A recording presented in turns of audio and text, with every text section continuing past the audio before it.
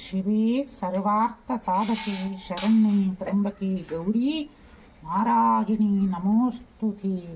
ಮಹಾಕಾಳಿ ಮಹಾಲಕ್ಷ್ಮೀ ಮಹಾಸರಸ್ವತಿ ಐಕ್ಯಸ್ವರೂಪ ಸರ್ವಾಭಿಷ್ಟ ಫಲಪ್ರದಾಯಕೆ ದೇವಿ ಇಷ್ಟಕಾಮೇಶ್ವರಿ ನಮೋಸ್ತುತೆ. ಸಕಲ ಸಿದ್ಧಲಿಂಗೇಶ್ವರ ಗದ್ದಿಗೆ ಮಠದ ಸಕಲ ಭಕ್ತವೃಂದ ಶಿಷ್ಯವೃಂದಕ್ಕೆಲ್ಲ ಈ ಶರನ್ನವರಾತ್ರಿಯ ಶುಭಾಶೀರ್ವಾದಗಳನ್ನು ನೀಡುತ್ತಾ, ಈ ದಿನ ಜಗನ್ಮಾತೆ ಚತುರ್ಥ ದಿನ. ವಿಶೇಷವಾಗಿ ಜಗನ್ಮಾತೆಯ ಕೂಷ್ಮಾಂಡ ಅವತಾರ. ಕೂಷ್ಮಾಂಡ ಅಂತಂದ್ರೆ ತಾನೇ ಸೂರ್ಯನಾಗಿ ಬೆಳಗುವಂತಹ ದಿನ. ಇಡೀ ಜಗತ್ತನ್ನ ಯಾರು ಬೆಳಗ್ತಾರೆ ಅಂತಂದ್ರೆ ಎಲ್ಲರೂ, ನಾವು ನೀವೆಲ್ಲರೂ ಹೇಳೋದು ನಮ್ಮ ಕಣ್ಣಿಗೆ ಕಾಣೋದು ಸೂರ್ಯದೇವ. ಹಾಗಾಗಿ ಬಂಗಾರದ ವರ್ಣದವನು ಅಂಡ ಕೂಷ್ಮಾಂಡನಾಗಿ ಇಡೀ ಲೋಕವನ್ನ ಬೆಳಗ್ತಾ ಹೋಗ್ತಾನೆ. ತನ್ನ ಪ್ರಭೆಯಿಂದ ಇಡೀ ಎಲ್ಲರಿಗೂ ಚೈತನ್ಯವನ್ನ ಕೊಡ್ತಾನೆ.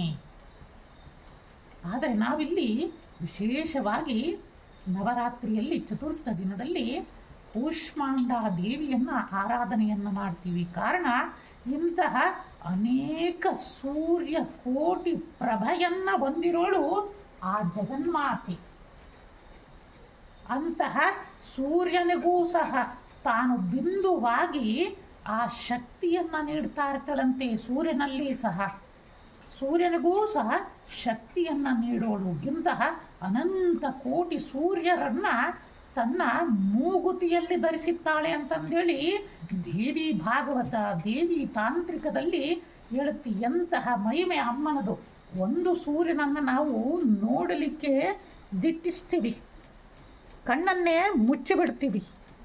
ಅಂತಹ ಕೋಟಿ ಸೂರ್ಯ ಪ್ರಭೆಯ ಜಗನ್ಮಾತೆ ಆ ಮಹಾಕಾಮೇಶ್ವರಿ, ಇಷ್ಟಕಾಮೇಶ್ವರಿ. ಇನ್ನು ನಾವು ಅವಳನ್ನ ದರ್ಶನ ಮಾಡಬೇಕಂತಂದ್ರೆ ಎಷ್ಟು ಸಾಧನೆಯನ್ನ ಮಾಡಬೇಕು, ಎಷ್ಟು ತಪವನ್ನ ಗೈಯಬೇಕು. ಇಂತಹ ತಪಸ್ಸನ್ನ ಸಿದ್ಧಿಸು ತಾಯೇ ಅಂತಂದು ಆ ಜಗನ್ಮಾತೆಯ ಚರಣಾರವಿಂದಗಳಲ್ಲಿ ಅನನ್ಯ ಭಕ್ತಿಯುತವಾಗಿ ನಿಷ್ಕಲ್ಮಶ ಹೃದಯದಿಂದ ಅಮ್ಮನ ಪಾದಗಳಿಗೆ ಶರಣಾಗೋದೇ ಈ ಕೂಷ್ಮಾಂಡ ದೇವಿಯ ತತ್ವ. ಏಕೆಂದರೆ ಕೂಷ್ಮಾಂಡ ದೇವಿ ನೆನ್ನೆ ಚಂದ್ರಗಂಟ ಇತ್ತು. ಚಂದ್ರಗಂಟ ನಮ್ಮ ಮನೋನಿಗ್ರಹವನ್ನ ಮಾಡಿದರೆ ಕೂಷ್ಮಾಂಡ ದೇವಿ ಆತ್ಮ ಪ್ರಜ್ಞೆಯನ್ನ ಕೊಡುತ್ತೆ, ಸ್ಥಿತ ಪ್ರಜ್ಞನನ್ನಾಗಿ ಮಾಡ್ತಾಳೆ, ಆತ್ಮೋನ್ನತಿಯನ್ನ ಕೊಡ್ತಾ ಹೋಗ್ತಾಳೆ.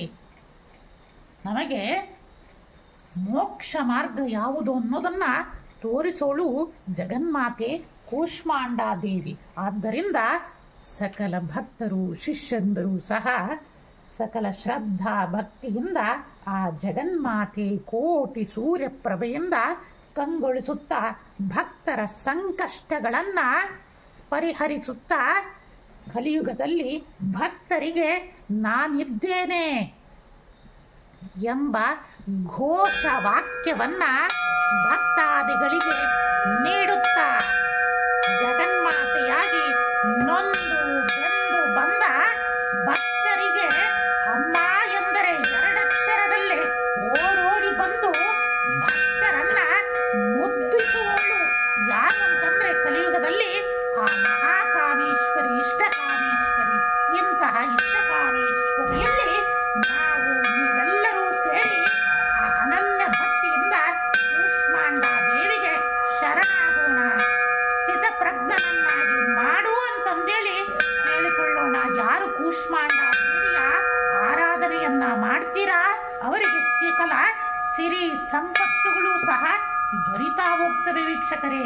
ಆದ್ದರಿಂದ ನಾವು ನೀವೆಲ್ಲರೂ ಸೇರಿ ಓಂ ಓಂ ಐಂ ಐಂ ರೀಂ ರೀಂ ಶ್ರೀಂ ಶ್ರೀಂ ಕೂಷ್ಮಾಂಡಾಯೈ ನಮಃ, ಕೂಷ್ಮಾಂಡಾಯೈ ನಮಃ.